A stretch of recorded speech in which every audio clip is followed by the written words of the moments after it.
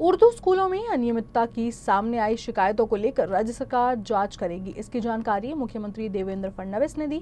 मुख्यमंत्री के मुताबिक जो शिकायतें आई हैं वो गंभीर है और इन शिकायतों पर मंत्री आशीष जायसवाल खुद ध्यान दे रहे हैं।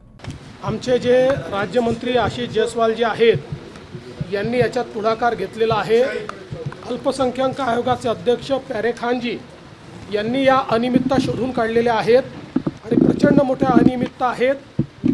पोरांना शिक्षण मिळत नाही आहे आणि काही लोक पैसे लाटतायत।